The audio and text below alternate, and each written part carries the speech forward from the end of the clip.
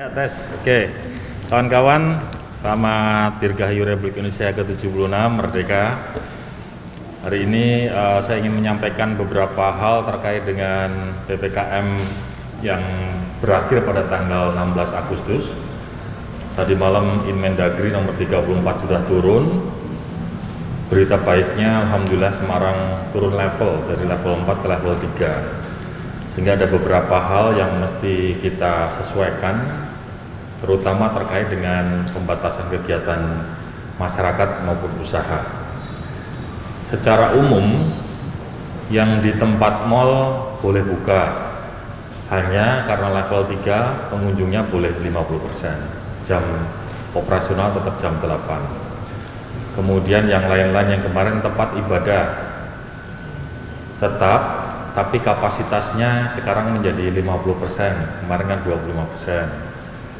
Lalu tempat olahraga, ya hari ini ada tambahan tempat olahraga boleh buka, tapi kapasitasnya 25%, dan satu grup hanya boleh 4 orang.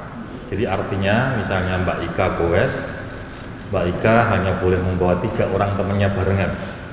Yang lainnya sih boleh, silahkan kalau dalam grup lain, sepanjang kapasitasnya maksimal 25%. Lalu dimungkinkan juga di dalam level 3 ini PTM, pendidikan tatap muka dengan kapasitas 50%, itu dimungkinkan. Serta kami kemudian mengikuti beberapa hal terkait dengan aplikasi Peduli Lindungi akan kita berlakukan ke tempat wisata dan hiburan. Hanya kalau di tempat wisata dan hiburan masih dalam konteks 25% dari kapasitas, dan harus sudah vaksin atau menerapkan aplikasi Peduli Lindungi tadi. Vaksin kita di angka 890.000 sekian, ada di sekitar 68% dari target 1,3 juta. Kendalanya masih yaitu suplainya agak tersendat gitu ya, tidak bisa seperti sebulan yang lalu. Jadi rata-rata seminggu kita sekarang dapat tambahan 20 sampai 30.000 dosis, yang itu pasti kalau kita bagi ke 37 puskesmas dengan model mikrozonasi kelurahan, itu akan sangat sulit, terutama untuk mengejar P2 yang ada di beberapa sentra vaksin sebelumnya. Tapi kita terus berupaya untuk melakukan komunikasi supaya suplai vaksinnya berjalan lebih baik dan lebih lancar. PKL Resto semuanya boleh beroperasi sampai jam 8 malam. Kapasitasnya masih di angka 30% ya? Ya, 30%. Bansosnya berjalan terus, terutama penyaluran yang dari Kemensos, baik PKK, BST dan seterusnya. Yang bansos dari pemerintah Kota Semarang untuk periode yang kedua belum ada rencana. Jadi kita masih melihat bagaimana kemungkinan ekonomi ini secara perlahan bisa kita mulai buka perlahan-lahan. ASN sampai dengan kemarin minggu yang lalu kita masih berlakukan yang non esensial 100%. Artinya kepala dinas dan beberapa pejabatnya wajib hadir, stafnya WFH. Tapi mungkin di minggu ini akan kita mulai sesuaikan paling tidak model 25% atau 75% ya.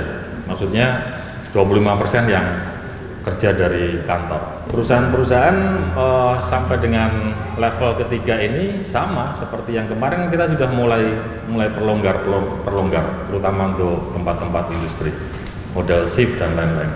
Jadi hari ini saya berharap pada seluruh warga Kota Semarang untuk kita bisa mempertahankan tren ini dengan baik. Artinya model-model disiplin prokes dalam setiap aktivitas kegiatan menjadi kewajiban kita di saat seperti ini. Yang belum vaksin, meskipun situasinya lagi sulit, ya jangan kemudian patah semangat. Setiap hari tanya ke puskesmas terdekat. Puskesmas terdekat masih bisa melayani meskipun jumlahnya tidak banyak untuk vaksin P1 maupun P2. Nah, yang ketiga, kami minta masyarakat menjadi masyarakat yang lebih guyup, kompak, dan lebih jujur.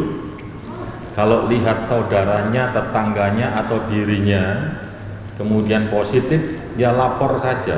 Nanti akan kita tracing, dia ketemu dengan siapa saja, Nanti yang sudah ketemu itu 10 orang kita tes, kalau misalnya kemudian clear, nggak ada yang positif, alhamdulillah. Tapi kalau ada yang positif, kita kejar lagi ke 10 orang berikutnya, begitu terus.